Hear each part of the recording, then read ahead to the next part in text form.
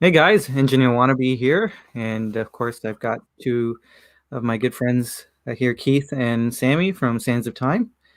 Good to see you guys. Thanks for joining me. And yeah, let's get started. What are you guys wearing today?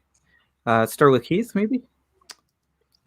I am wearing my Laurier Neptune. I found recently that the Laurier has been my weekend watch, and the Khaki Mechanical from Hamilton has been my weekday watch. I don't know why it works out like that, but it's the way it's been. Yeah, that sounds Good. good. That's And good. Sammy, how are you? What are Yeah, you wearing? so I'm good. And I'm actually wearing a Laco, a Flieger watch, Nice. um, on like a Hirsch strap. Um, I kind of like it. Um, it's A like an Hirsch. everyday wear. What Hirsch? Mariner? Or It's from Artisans. I think it's called Artisans. okay, It's an Artisans leather Hirsch strap. yeah. There's a Yeah. lot of Hirsch straps in Toronto. Like all the jewelry stores have. Mm, So I have a bunch of Hearst straps. I've got mine on a Hearst. yep. Um, Yep. I'm wearing the SBGY 003. Yeah, yeah. So we're expecting another friend, Brandon. He should be on soon. Uh, oh, okay. Yeah, he's having some technical difficulties, so he should be on soon. But yeah, I was thinking we can start with a bit of funny, maybe a little interesting fact about watches. Just in the meantime, while we get some people in. So I was thinking about humidity in watches. Um, Mhm. I don't know, since you guys probably haven't delved too much into vintage, and I'm kind of dipping my toes in. I've been kind of interested in humidity because humidity is an issue with vintage watches, um, especially when it's really humid outside and it's warm. You're inside an air conditioned spot, and when you go outside, you technically could damage your watch if your watch is not hermetically sealed and air gets into the watch, and now that air, which is inside the watch, um, condenses on the crystal or on the dial. It'll cause water damage on the dial. But hey, we got Brandon. We did You it. made it. How's it going, man? Oh, It's going good. I am so sorry that I'm late. I didn't realize that the software doesn't work on Safari. So Oh, I've been scrambling Mm. behind the scenes trying to download Chrome. that's all right. mm. That's all right. I didn't know it didn't work on Safari either. So good to know. What are you wearing today? So today it is the Black Bay 36 S&G. Bad angle. There we Beautiful. go. Man, every time I see it Nice. on your Instagram feed, I miss mine. But Yeah, I miss yours. We could have been matching, but it's fine. yeah, yeah. But yeah, we were just talking a bit of chit chat Mhm. before everyone kind of got on, and I was kind of thinking about vintage watches and humidity. So an issue is that if you get condensation on the crystal and dial, you'll cause water damage on your dial, which can cause a colossal amount of loss on that particular piece, especially if it's a valuable piece. But I was thinking about the humidity, how that would be possible if you're going from a cold environment to a warm environment. A warm environment is able to hold more moisture in the air, and so theoretically, your watch, which is in an air conditioned environment, is below the dew point of the warm environment. The dew point is where condensation occurs. So, getting really geeky here, but uh, but I find it really. It's going to have to be such a huge temperature gap. Like it's probably going to have to be like 110 degrees Fahrenheit, or like 40 degrees, 45 degrees Celsius, um, and you're going to have to be in like a 70-degree room for it to be that different. Theoretically speaking, I'm just thinking about this, but for it to actually cause enough condensation for you to damage your dial and movement. So theoretically, you should be fine wearing your really expensive vintage watch. But yeah, hey, that's my fun fact of the day. You'll be okay, guys. Just wear your vintage watch. So it's interesting. I know that you've said you're a tech guy. I'm not sure if you're familiar with the camera review channel DP Review at all. No, I'm not. I'm not. So they are up in Canada and they do a lot of stuff on just taking good care of your cameras and lenses.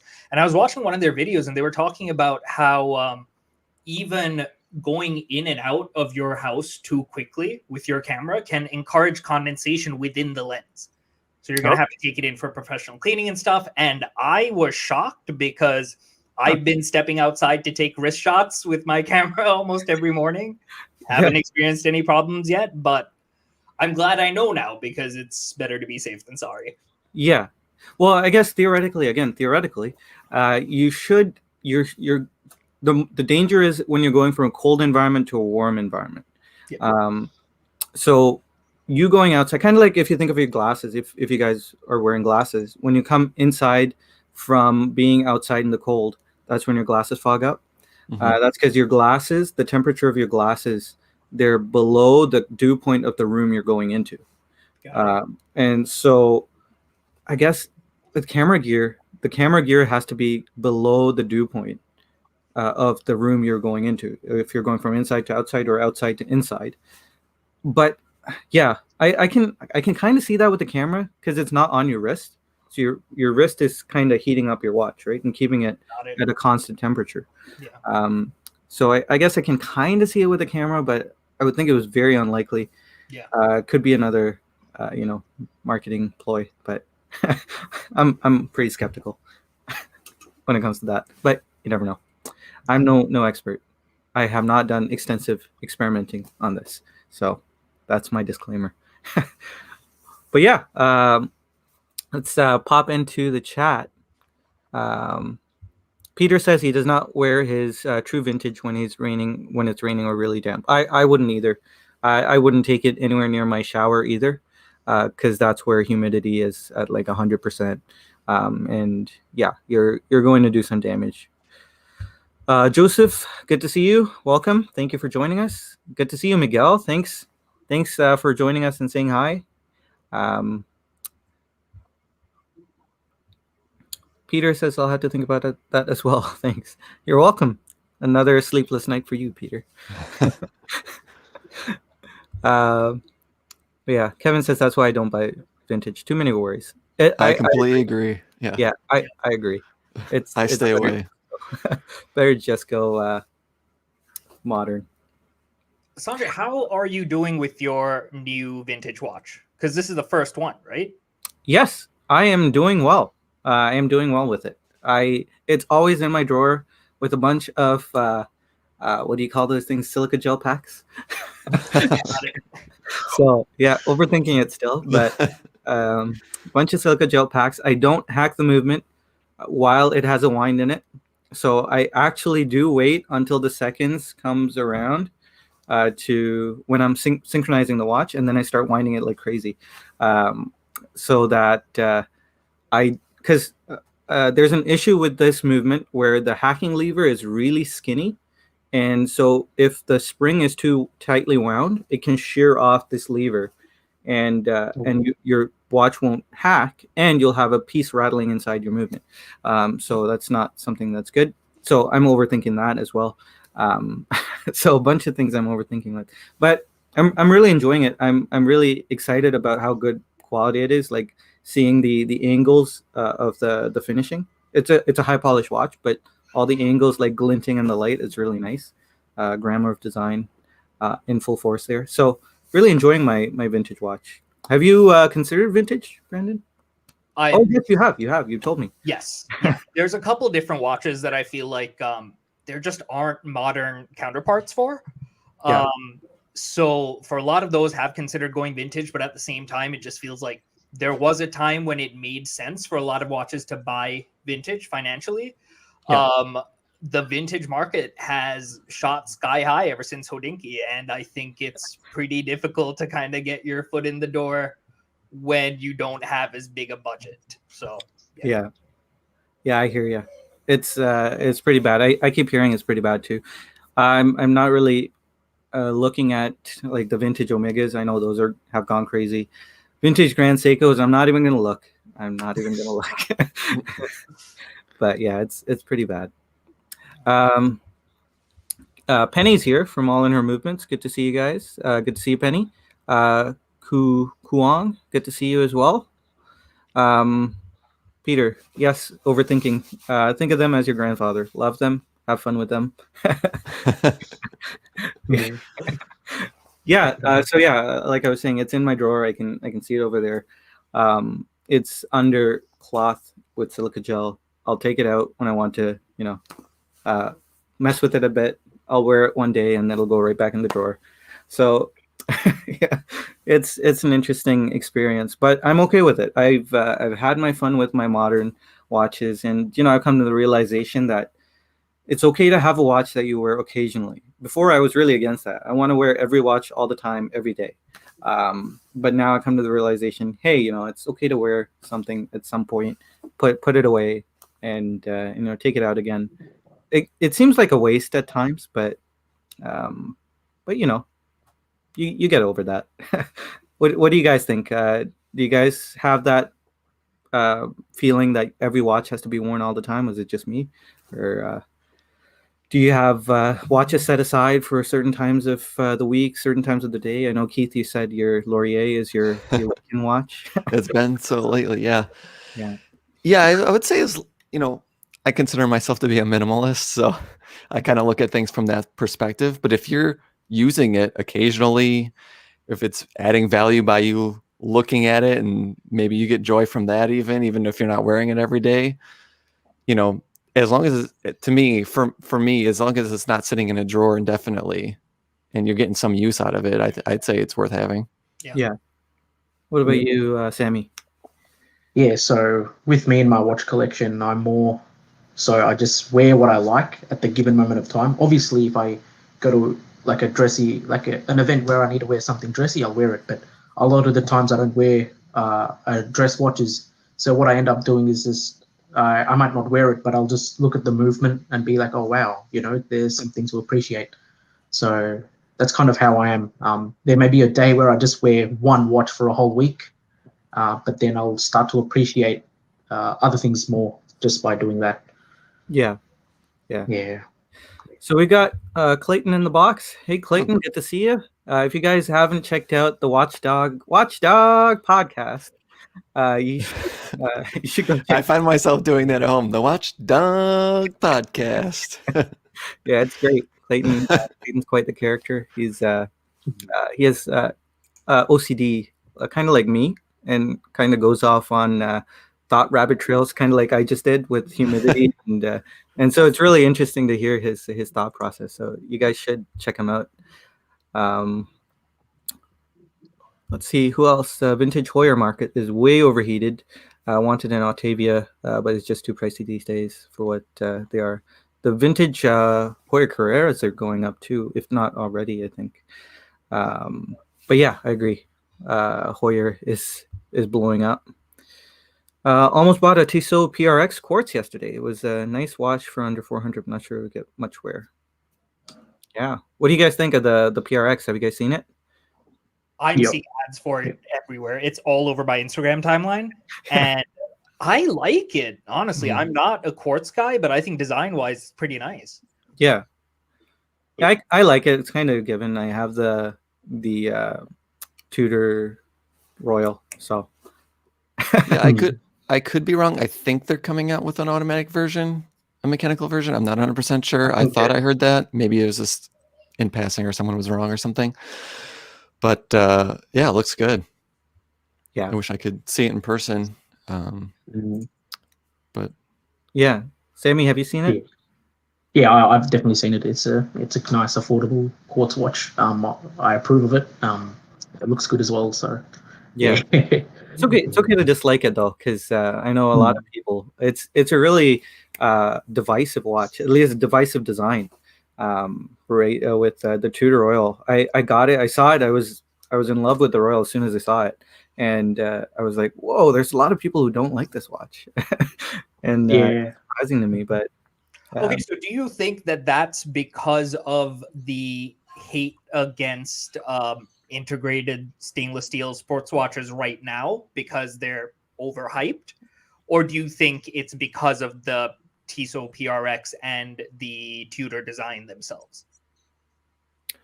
I personally think it's because people might think, oh, it's another integrated stainless steel blue sports watch. At least that's the vibe I'm getting. It's people, I guess, say it's another bandwagon watch. Everyone's doing it, so they've got to do one, and so because of its unoriginalness, maybe people don't like it.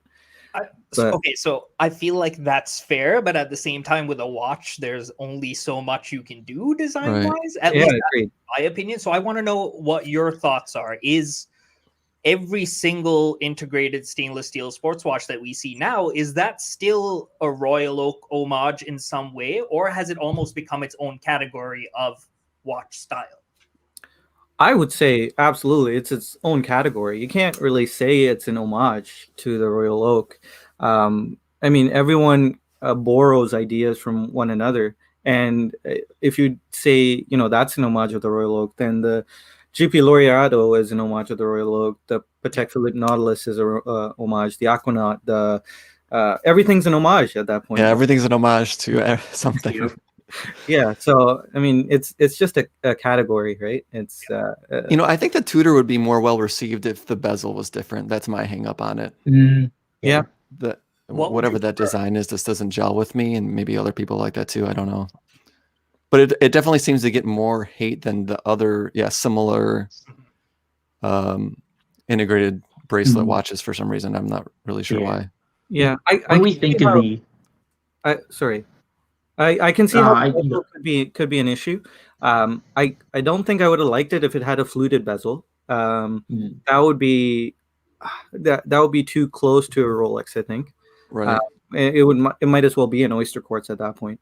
But the engine turn bezel, Rolex did do a few models of the Datejust with an engine turn bezel like that, with the polished and engine turn grooves, and it is something Rolex has done before. In very small quantities, if I'm not mistaken. But I don't think I would have liked it with a smooth bezel, because I don't love the PRX. It's okay.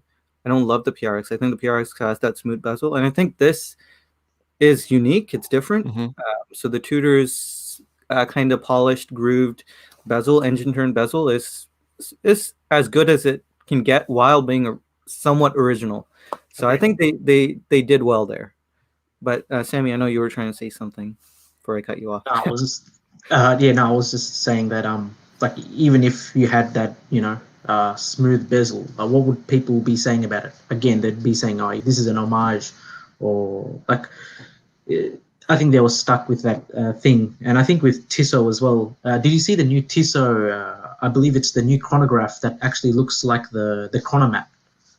No, I haven't seen that one. So Tissot, they released the new chronograph, and they have the bezel that's like, how the Breitling bezel, it has the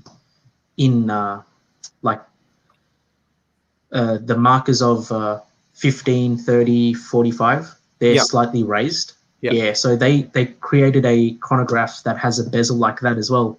So I wonder what people would think of that. But for me, I really like the design of that, and it's at a more affordable price point. But people would seem like, oh, what's going on with Tissot? They're starting to make more kind of like homage style of watches, but I think it's just going to happen. Yeah, Tissot's kind of always been like an homage company. I feel because if you look at their C Star, their modern C Star, it looks like the previous generation of the Omega Seamaster. It even says C Star, which even if you go back to vintage C Stars, they look like vintage Omega Seamasters, like the dressy Omega Seamasters. But the C Star, it even has like the bezel, the ceramic bezel looks like the liquid metal bezel from the previous Omega Seamaster. So I mean, a lot of what they do kind of has a homage vibe to it, but while being kind of generally accepted by the watch community without having a blowout like Zenith did this past couple of weeks. But Yeah. yeah. Penny says, I have a crazy rule that all my watches have to be worn for an equal amount of time, which means they all have to be pretty versatile. I agree. I used to have that rule until I got my first vintage watch. So now that rule's out the window. I feel like that's too much pressure Yeah. on myself to be like, well, I wore this one 2 days, and I got to wear this one 2 days. I'll just wear what what I'm feeling that day, I guess. Yeah. I see where you're coming from, Penny, because that way you treat all your watch children the same way, kind of, you know. So I kind of get that. Joyce Math, good to see you. Good morning from Singapore. Going to jump on a Ball Engineer 2 Marvelite with a white dial. Have you guys any experience with that? I don't have much experience with Ball. Is that the one with the bezel, or is that the one that kind of looks like the date dust? Let me Google it. Because it's a really, I really like Ball as a company. They're very underrated. I like their work with 904L stainless steel. It just boasts so much features that I really appreciate the brand. I wish like more people would actually consider it. Okay, so it's this guy. Yep. Looks like I'm not gonna say it. Yeah, I had said it, but yeah. It's nice. It's nice. I do really like that. I've seen this rainbow one. I do really like that one. Yeah. But it does look like something familiar with the brand with an R in it. The branch that shall not be named. Yes. Penny says she would rather have a new Omega Constellation with the ceramic bezel. Great integrated look with long history. Yes, I wish the ceramic bezel came on the smaller sizes as well, because right now it's only on the biggest constellations. I was just gonna say that actually. It's a nice integrated look. Nice watch in general. But yeah, the 41 or 42 is the bigger one. That's 40, I think 42. Yeah. Just a bit too big for us small-wristed fellas.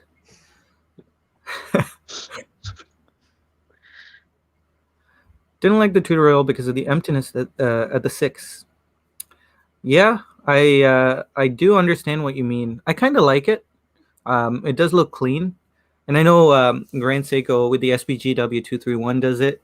Grand Seiko with their quartz pieces that you have, Joyce Smith. You have a SBGX 259. So maybe it kind of has a feeling of a quartz watch with that emptiness, but I do like I like that emptiness. The dial, the sunray is a really deep brushing, so it kind of gives it a dynamic look. You get to see more of that sunray on the Tudor oil. So I didn't mind it, but I can understand why someone wouldn't.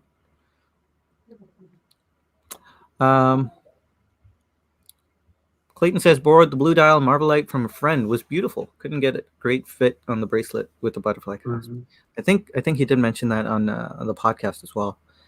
Was that your trade spot, Clayton, that you mentioned? But yeah, it's it looks nice. I've been having issues with fit as well lately with the winter.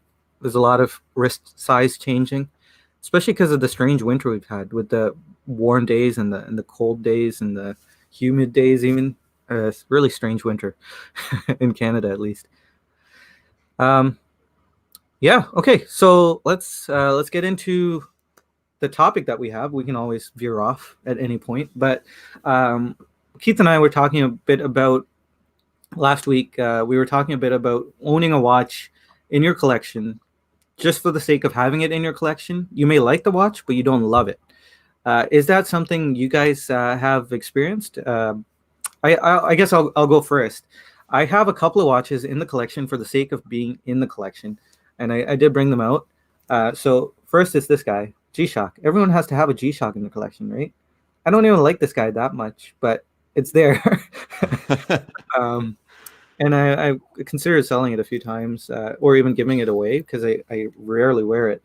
Even if I do go under the car, I don't want to wear this guy under the car because I just wear my F91W. but hey, everyone has to have a G-Shock in the collection. And more close to home, this guy. I was wearing this guy last week, I think, and I was wearing this guy this week too. And I really, really like this watch. But the reason I got it was simply to finish a theme in my collection. Um, I have a white dial Grand Seiko collection theme, and the theme is to have every single pillar of Grand Seiko, but in white dials, and that was the main reason why I got this. And it fills a collection, and it completes a collection for me, keeps me sane, and from going off the deep end and buying a ton of Grand Seikos, I guess. Uh, but this is another example of me having a watch that I don't love. I really, really, really do like it. But I really, really, really like it. But I could do without it. But I have it just to complete a theme in my collection. So those are my two experiences with that.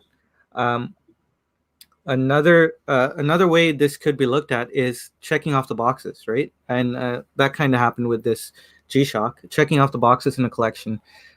So people have to have, or collectors, generally, when we start out, we had to have a pilot's watch, a dive watch, dress watch, everyday watch, field watch, and all the little AnyDigi digital watch, G-Shock.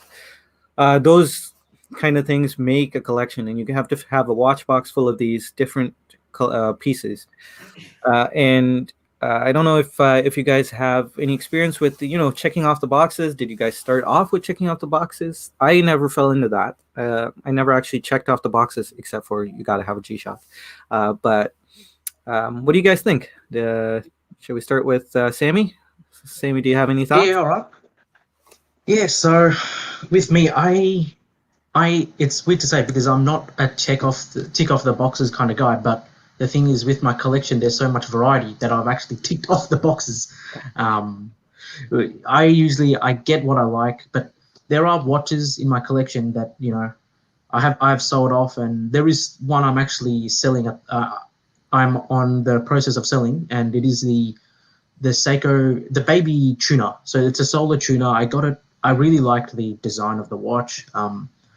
The loom on it is better than my Doxa Sub 300T. It does everything perfectly. I don't need to wash this diver after I come out of the water when I'm swimming or anything, like when I'm diving or anything.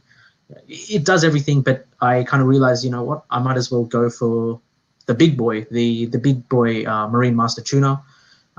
So things do happen within my collection, but yeah, I've set a goal of 12. If I want to buy another watch, I have to give away or sell a watch. That's the way it works. So yeah, that's pretty much it with mine. Yeah. I know, Brandon, you don't have that check off the boxes kind of, do you? Oh, I guess you kind of had the Shinola and the. Yeah, so that wasn't necessarily checking off the boxes. That was honestly, the first watch that I really fell in love with was a Cartier tank. And right. I had just graduated from college, had no money, and managed to see the Shinola, which it was around $1,000, which is like a fifth of the price of an actual tank and a quartz one at that. But then I had a friend who worked there, and he hooked me up because they were having a employee discount thing going on.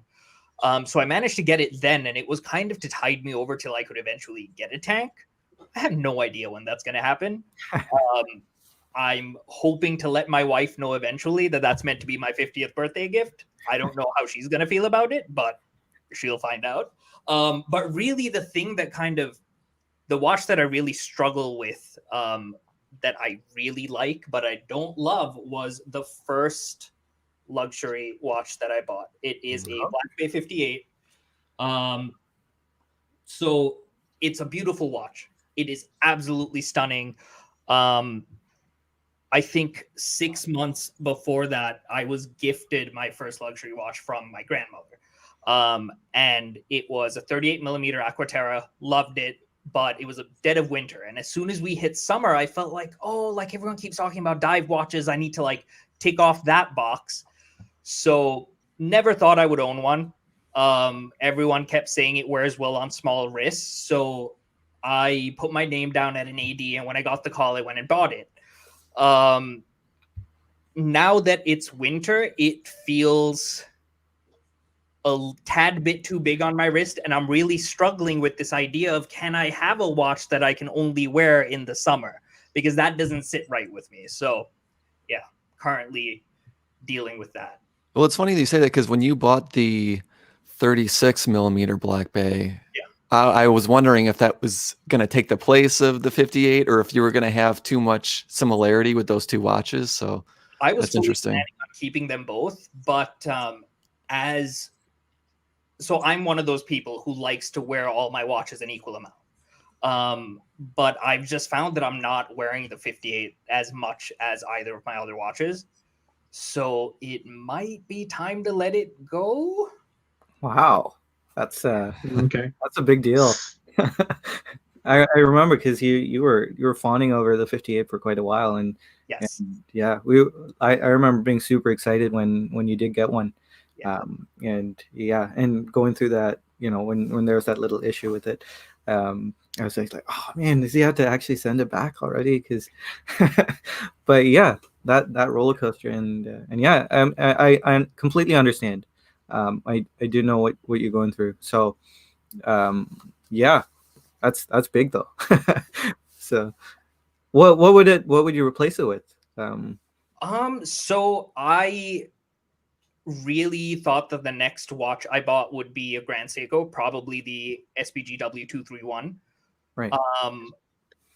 But honestly, over the past couple of weeks, I've been falling more and more down the rabbit hole of chronographs, the Speedmaster in particular, and then Breitling, because they have that new 36 millimeter automatic chronomat, and it's real nice. Yep.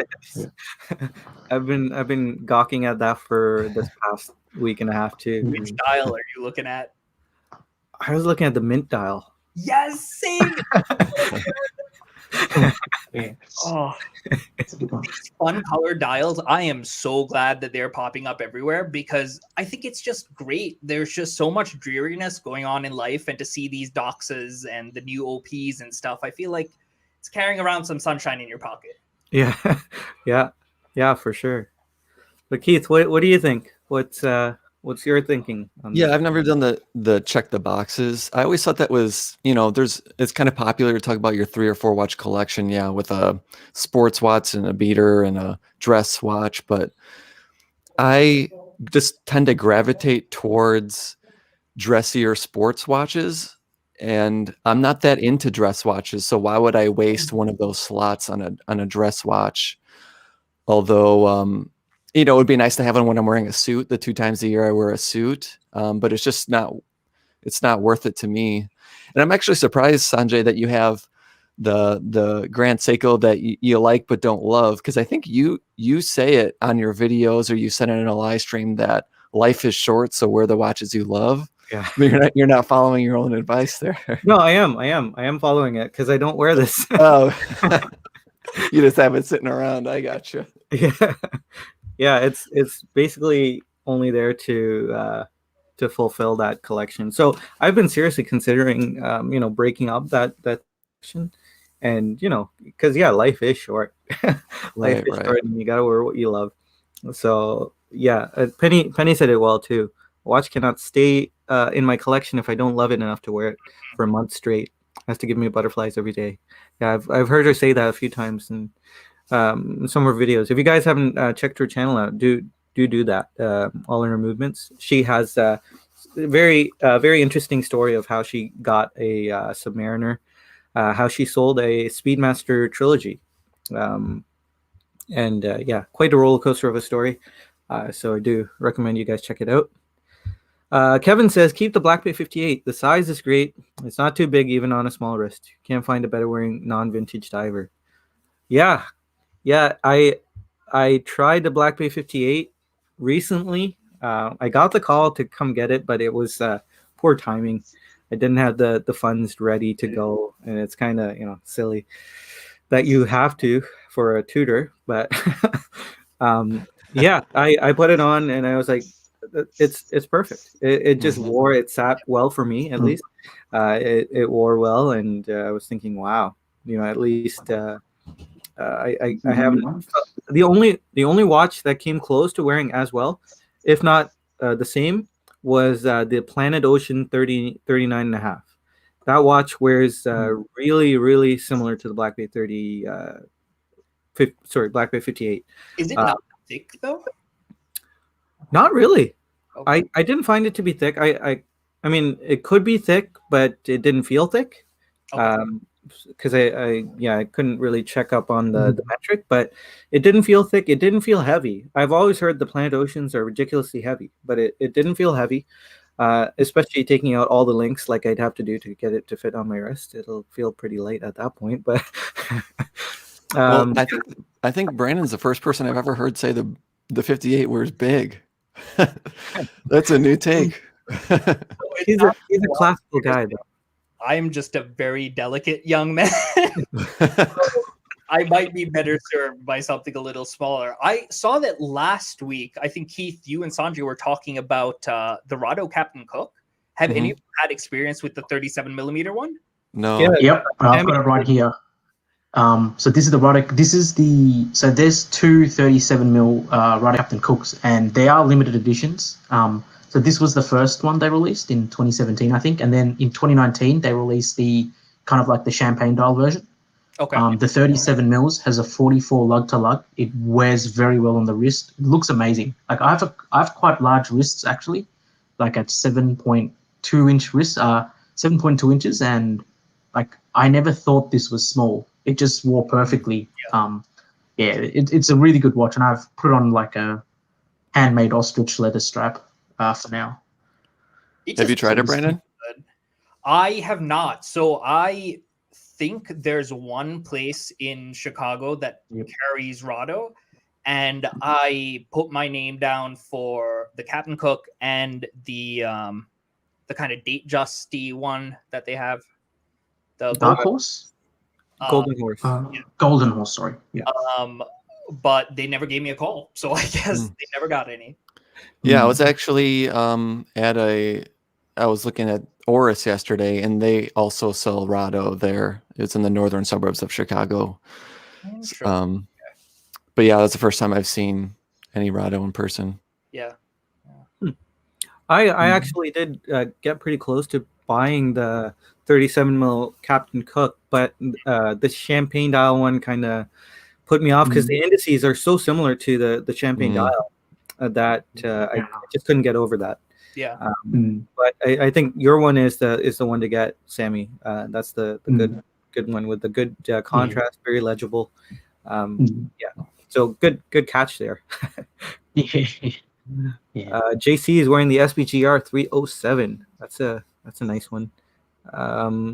He hates his Cartier Santos XL 100. I really like the Cartier Santos. I don't think I could pull off an XL, but how come you hate it, JC? Let us know. SBGR 307. Kevin's asking which one is that. I have an idea. Silver dial, automatic, blue seconds hand. Right. Or GS case, I think. I'll just pull it up here.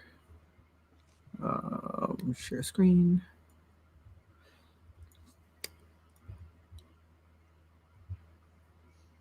So here it is. I really like this case design, but I've never really warmed up to the SBGR line of Grand Seikos. The SBGR being the R being the automatics. There's something about them that are just a little thick, and I don't like the font they use, which is really silly. But I don't like the font they use for automatic. And it just that's kind of the only reason why I've never really warmed up to it. I really love the SBGR 321, the beautiful blue dial. Really beautiful, but that automatic font, oh man. Can't get over the font there. I don't know. It's just me though. It's a beautiful watch, great movement. But yeah. Silly of me to think that. But it is what it is. have y'all at all discussed that new automatic Grand Seiko, the new movement that came In out? passing, that being the 9SA5. I think so. Yeah, the 9SA5 with the high beat. It's got Yep. a 72 hours power reserve. Yes, dual impulse. Yeah. I think. Yep. Stainless steel. Yes. What are everyone's thoughts on that? Looks amazing. It's expensive, Yeah. but That's my thought. I think it's kind of justified. I mean, clearly Grand Seiko is pushing up, and the way Seiko pushes up is to make new models and discontinue old models. It seems, Seiko Grand Seiko. So now is a good time to get. If anyone's looking at Grand Seiko, now is a good time to get outgoing catalog. Don't miss out on that. But the 9SA5 is a really nice, beautifully decorated movement. I think just because of the decoration, it might be worth it. Balance bridge is just beautiful to see.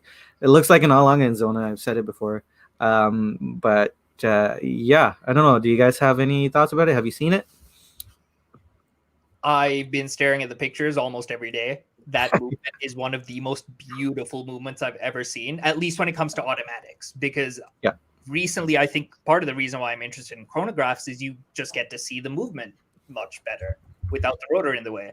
And the way that they've skeletonized the rotor in that, it just showcases everything so well. Yeah. They just released or announced a new limited edition, I think, the SLGH 005, with a beautiful dial. But this is the movement that we're talking about. Absolutely stunning. Look at that. I mean, look at that bat wing balance bridge. So nice. Yeah, what do you guys think? Keith, Sammy? I mean, yeah, it just scares me that newer Grand Seikos are going to cost this much. Mm-hmm. But it's hard to get a good picture for how the dial is going to look. I'd like to see it on video or in person to see. And it's not my favorite. The dial itself. I love the movement. The dial is, I mean, the 12 o'clock index is a little odd, to say the least. I think there's a bit too much going on there on the 12 o'clock index. Yeah, be curious to see if those shadows on the dial, how prominent it's going to be all the time, or if they're specifically showing that in a picture. If they're making it look like more contrast than it actually is to show off the dial. I don't know. Well, that's my big question. Tim Mosso actually got one in, so there's a video on YouTube on the SLGH 003. So it looks okay. The problem for me, I guess, is the 22 mil lug width. It's very aggressive. So I don't mind. I don't mind the stubby hour hand. I don't mind the 12 o'clock index, but the way it sits on the wrist is a little squat. And I think that's the only issue I have with that. But the movement, I just get it for the movement. Yeah. Let's go into the chat here. Let's see. Time measured. Good to see you. Thanks for joining us. At the end of the day, it's about how the watch looks on your wrist. If you don't love how the watch looks on your wrist, let it go. Yeah. Good words to live by. You don't buy for everyone else. Buy for yourself. Absolutely. Joyce Matt says, have a silver rose gold Oris big crown pointer date. Love it. Some days, not other days, I find it a little dated or classic. I think I think you just posted that on Instagram, Joyce Matt. So yeah, it's a beautiful piece. I've seen it in person. Not a huge fan of that rose gold how they've done it, but it's a nice piece. Matthew, good to see you. Thanks for joining us. It's always good to have you on. How are you liking the SBGJ 235, Matthew? I'm dying to hear what you think about it. Matthew got the blue boutique only SBGJ 235. Oh boy, it's gorgeous. It's got the Mount Iwate dial. It's got a pink GMT hand. So Okay. It's as fun as it can get. It's really really nice. let me pull it out.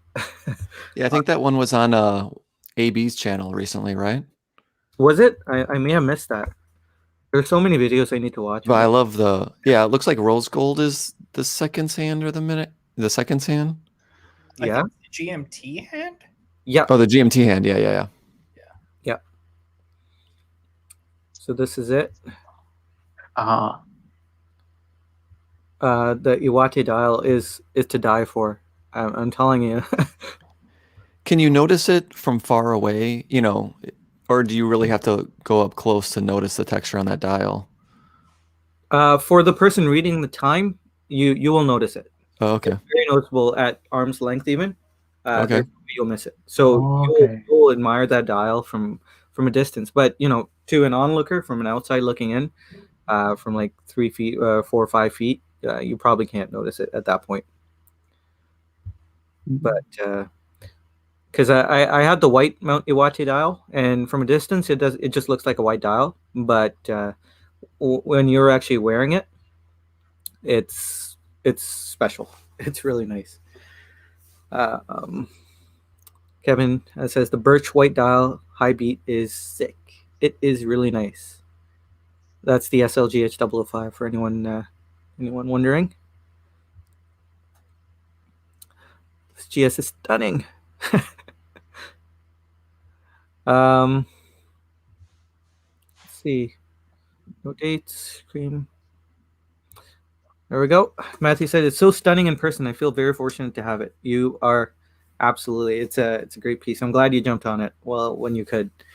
That's worth the money. All right. So moving on. Really quick to respond to, I apologize if I butchered this name, Joy Smith's last comment about the sub 40 millimeter cream dial Grand Seiko. Oh, sorry. The SBGW 231 or the 235. The 235 has a bracelet and a blued seconds hand, but Yep. yeah, they're no date Grand Seikos, both manual one. Yeah, beautiful. Also this guy, no date. Let me pull it up again. Guess you missed the wrist check, Brandon, but this is the SBGW SBG SBGY 003. Yeah. So yeah, quite a few options, but SBGK 005, SBGK 007, SBGK 009. There's just so many. Yeah. They're too good. Okay, so moving on, we were also talking about dealerships, ADs. I know if Penny's still here, she has developed a good relationship with an AD, a Rolex AD, and they give her right of way, I guess, when they get a piece. To a certain extent, you have a list of privileged customers, VIP customers, and I just wanted to ask you guys what you think about that. I know my AD. I wouldn't say I'm a privileged customer. I'm kind of a difficult customer, if I'm being honest. But my AD is pretty nice. They give me a call when they've given me 2 calls now for a Black Bay 58 that I've had to pass on. But 3 calls, 2 Black Bay 58 blacks, which I wanted, 1 for the blue. So it's Yep. ridiculous. I've had to pass on those. So that's why you're difficult, is because you're passing on watches, or is there other reasons? No, other reasons would be that I always kind of barter a lot. I guess I'm not a easy fold over, take the watch, pay the money kind of person. Kind of comes with being Sri Lankan, I guess, right, Brandon? Yeah, it's a cultural thing. No, but yeah, so that's the reason why I would be a more difficult customer. But yeah, what do you guys think? Are you guys okay with fostering a good relationship with an AD? Is that acceptable? Is it not acceptable? Should they just sell the product to you and not play all these games? Let's start with Keith. Yeah, so I might have the opposite opinion of some people on here, but I cringe when I hear the term develop a relationship with your AD. Yeah. And I don't mean you're going supporting a local business, maybe you buy a couple watches, strike up some conversations, and it develops naturally. But to, develop a relationship, AKA, suck up to get a hard to get model, whether that's, buying other watches or sweet talking them. I don't even know how you do it, but I just think it's demeaning. But we do it to ourselves because I say we as watch enthusiasts, because even though there's thousands of watch companies out there, for some reason we got to have that Rolex that no one else can get. So we do it to ourselves. But I would say, like, even if I had $1 billion, okay, money wasn't an option, I'm not going to buy watches to be able to buy a watch. I'd rather just buy a pre-owned and deal with that. But it just has a weird feeling for me. But maybe there's something I'm missing. I don't know. Well, how about just to poke a little deeper, and like I said, it's a safe space. People don't. You're not gonna get skewered or anything. But yeah, how about kind of sweet talking them in the sense of maybe not sweet talking, but being that really nice guy that they think of when they do get one of these desirable pieces, that you would be first in their minds, right? What would you think about that? Is that acceptable, or should there be like a regimented list, and go one by one? Yeah, I mean, I guess I don't know what that entails. Maybe I'm a bad sweet talker. Maybe that's my problem. But does that mean you're stopping by and striking up, just having regular chats? Does that mean, yeah, I don't really know what that means. Yeah. Well, I'll come back to that then maybe. But what do you think, Brandon? So I kind of struggle with that idea of forming a relationship with your AD.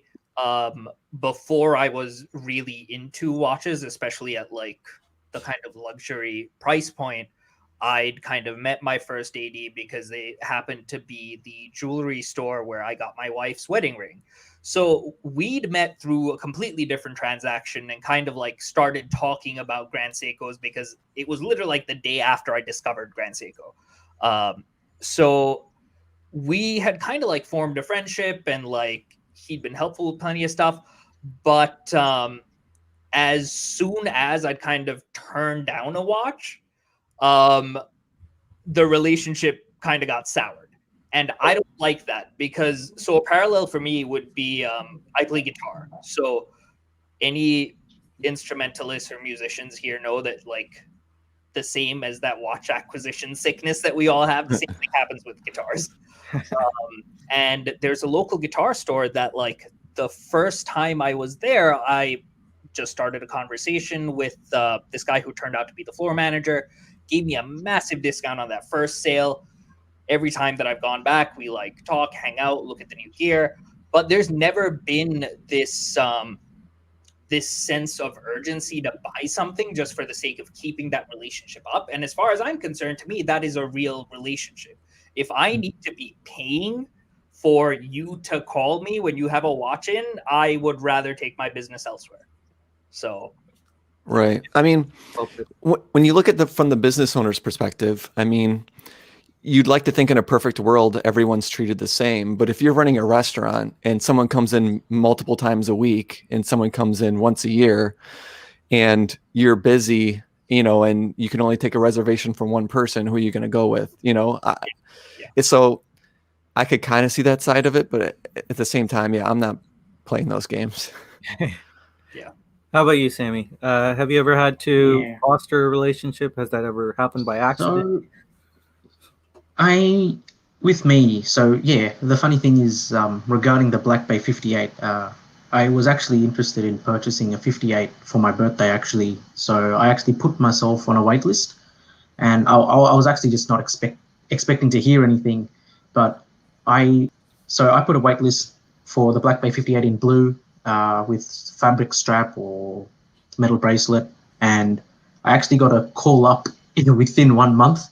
But by that time, I was not expecting it, so I had purchased the Doxa Sub 300T. And then I'm on the phone call. I'm like, oh, okay. I might be in the market in 6 months. So I think, developing that relationship. The thing with boutiques, they want to seem like, they're really special, they're luxurious, like their goods are hard to get, But with me, like I know what it is. Just put yourself on more wait lists. You increase the chance of getting the watch. That's it. Trust me. Like when I got my Doxa, I got it from a specific authorized dealer who's actually very famous in Australia. Like he's on the watch forums. He's very well respected, and I'll tell you, he gives really good discounts. And he sells watches from brands of watches from they're all independent brands. So like Oris, Grand Seiko, Doxa, Meistersinger. He goes to Graham as well, but he manages to do really good discounts even with Grand Seiko. So if he's giving me 20% on most Grand Seiko models, I'm not going to expect more from him. I'm not going to expect less from him. He'll be ready for me on the day. I bought the Doxa from him. I hope the next time I do purchase a watch, which will be a Grand Seiko from him, something good will happen. So I'll get a good discount on it as well. And the thing with me, yes, I also don't like paying more than what the watch is worth. That's just a no-go with me. Like if I've seen the watch at this price, and if that's the lowest price, I will never in my life pay a bit more just to get it. I know I can. I've seen it available on the market, and the thing with Grand Seiko at the moment, I think with Grand Seiko going up market, Seiko as a whole restructuring. What I've noticed is, and what I've been told from my authorized dealers, that there are these, other authorized dealers which sell, there's an authorized dealer called Soliris, and essentially they sell a whole array of watches from fashion brands to even Grand Seiko. And what's happening now is that Grand Seiko, they're becoming much more exclusive, and they're going to select authorized dealers now. So in terms of price control, I'm feeling like it'll be very controlled at the moment. And at those stores like Soliris, they're going through a clearance, and you can get a high beat. So there was a high beat. So it was a pre-2017 model. So it was the Seiko Grand Seiko.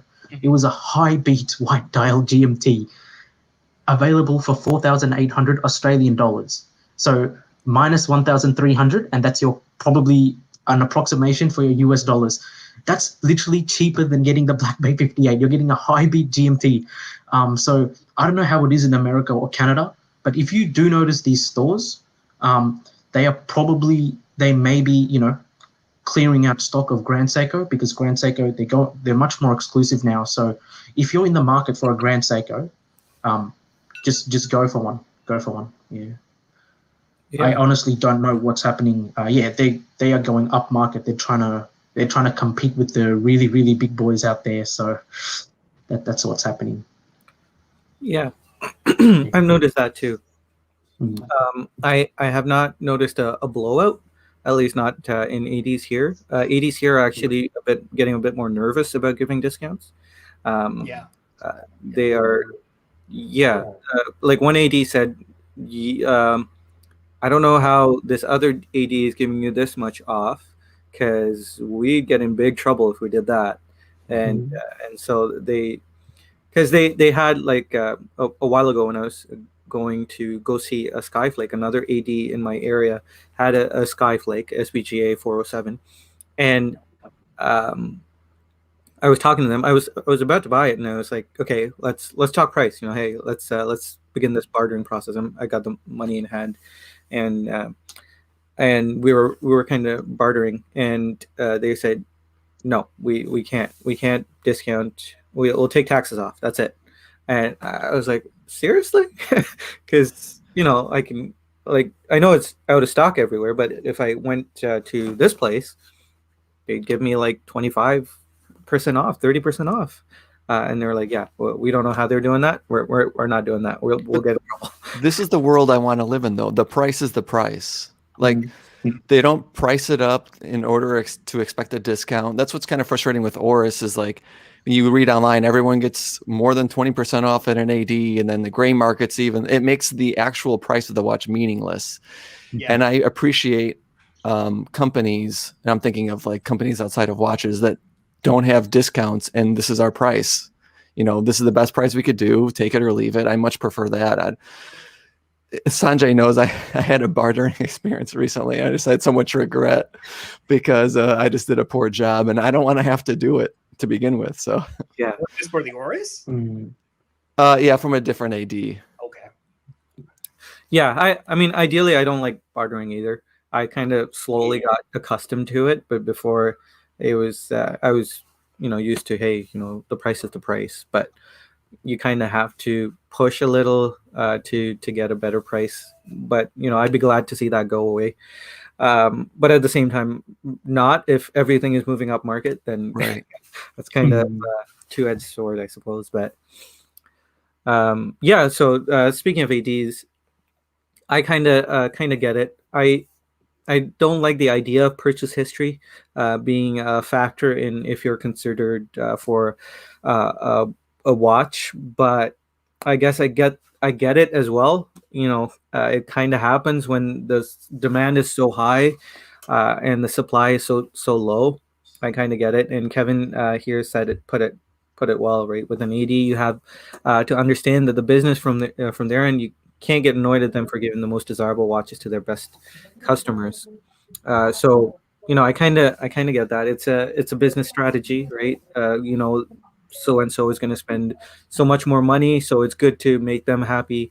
But I mean, at the same time, that doesn't feel very nice. It's kind of uh, greedy, I guess, and uh, that's kind of where I stand. I'm not too happy with purchase history, but at the same time, I don't mind developing a relationship with an AD in the sense of, popping in every once in a while, saying hi, not to purchase a watch, but doing something for them.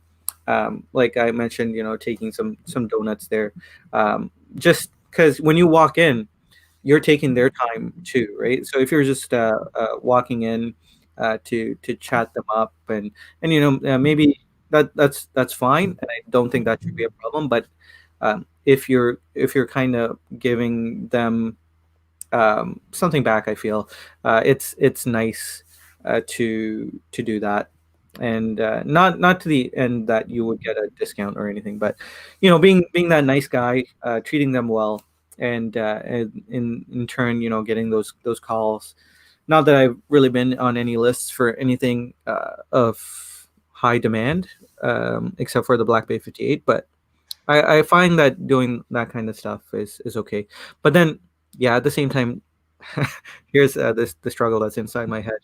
This is what it should be, right? JC says my AD sends me Christmas gifts, and that's what it should be, right? The AD should be gunning for you as a customer, not the other way around. You shouldn't be gunning to be the customer. The AD should be gunning for you as a customer. So I get it. It's a conflict inside my head too. Um, so yeah, that's where we stand. I That's will say, in my experience, I think boutiques do a better job of that, of kind of like fighting for your attention. I still get birthday cards from the boutique that my Omega was purchased at, and it was in DC. And that type of thing makes me really happy. And I hate the fact that you can't get any discounts in a boutique, but like, I understand the want to have that experience, to go sit down, sip on the champagne, like the white gloves as they show you your cards and everything. Yeah. So, yeah. Yeah, I hear you, and I have a feeling that the discounts are going the way of the dodo in all places, which kind of has me in that fear of missing out mode Yeah. of hey, get what you can now. But I'm kind of fighting that back as well. But it seems like everyone is smartening up, wisening up to the Rolex issue. Not releasing a whole bunch of watches in one go and then dealing with a plummeting market value for your watch. I think people are becoming more smart. Even Oris, they have a ton of SKUs. They're kind of a mess when it comes to their catalog. It almost seems infinite, but even their watches, they're kind of starting to slowly trickle them out rather than dump them. which is a good way to kill the value of your watch. So I have a feeling the discounts are going the way of the dodo. But get them while you can. No, don't give in to that. um, 25 to 30 points on GS is non-existent. 20 max. I've actually got to 20, 30 actually. When I first got my Snowflake, I got 30 off, which I was really happy with. And when was that? 2 years ago now. Okay. Yeah, but at this point, yeah, it's getting kind of tight. 20 max, yeah, that's accurate. Yeah. SBGJ235 is the first time I've ever paid full retail for a watch. I'm okay with that. I'd be okay with it too. To be honest, like with the boutiques and all, see, us as watch enthusiasts, we're like, oh yes, we need that discount. But let's say, you got the typical person. He's going to have his wedding soon. He walks up to any boutique. He can walk into an Omega boutique. Let's say he walks into a Grand Seiko boutique. All he wants is just a good watch, respectable. It's fine to just pay full retail just for that one watch that he's going to have. It's a very precious watch. He's there to spend the money. There's no need to haggle or anything. He gets his watch and he gets by. He's happy with what he has. So I think as watch enthusiasts, we are kind of we have certain expectations when it comes to watches, discounts, and all that stuff. Well, I think that people like being able to say the discount that they got as a flex almost. Yeah, all total flex. Yeah. I think there's the opposite too. People don't like to talk about discounts, and I'm kind of falling into that category as well. And it's really silly. It's a really silly mind game. I personally am scared of talking about discounts because I'm like, okay, what if they don't give me that discount again? Oh yeah. Because I let others know what I could get, and I don't want to talk about it. But I actively fight against that trait in my. I mean, we can only learn from each other if people are willing to. That's why a lot of watch YouTubers would talk about price and value for the watch, but then when they actually purchase a watch, they'll never say how much they paid for it. So, how can we learn from you if you don't talk about your own experience? Yeah. With me, I usually end up trading a watch or something, so it's kind of gets weird. Oh yeah. But yeah, I do hear you. It should be common knowledge, and I feel this is a whole other topic, but it's transparency is good. Knowing everything. I find I want to be as transparent as possible, and it's nice when everyone knows everything. It's you can get rid of all the mind games and and all the other stuff that comes with that. If everyone knows everything, everyone's on an even playing field. Knowledge is power is gone out the window because everyone knows everything. Right. But yeah, that's a whole other discussion. Kevin says he loves the guys at the GS boutique in New York City. Go in and talk watches. Yeah, I've heard really good things. Is the Worn and Wound Ilya who used to be in Worn and Wound, is he in the GS boutique? Do you guys know? I know he started working for Grand Seiko. Dream job, man. I'd work for Grand Seiko. Yeah. Kevin, I agree. Very inviting and enjoy talking about the brand. Yeah, I really need to get to New York. Sanjay, I think you want it both ways. You want discounts, the best price from your AD on your end, but then criticize an AD for being greedy. Yeah. I'm not gonna say that I'm a consistent person. That's the thing though. It's the battle inside my head. There's I can see both sides. Xavier at the Beverly Hills boutique is awesome. True watch geek. It's good to know. If anyone's in that area, hit up Xavier. All right, guys. Well, we're at 1 hour and 10 minutes, so maybe we should wrap it up. Do you guys have I know Brandon has an Instagram account. Minute. Come on, can't remember. Is the minute marker.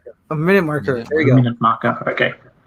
Yeah, great Instagram account. Love seeing your shots at the Tudor Black Bay 36 steel and gold that I no longer have. And we've got Sammy, Sands of Time. Great YouTube channel. Go check him out. Keith is our friendly neighborhood watch guy who just loves watches. Nothing for me right now. Maybe soon. That's good. Yeah. So- Start up Instagram. It's always good. Mm. And yeah, you can find me right here. All right, guys. Well, thanks for joining me. All right. It's really fun.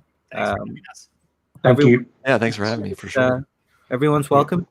If you guys want to join the chat, just send me a message.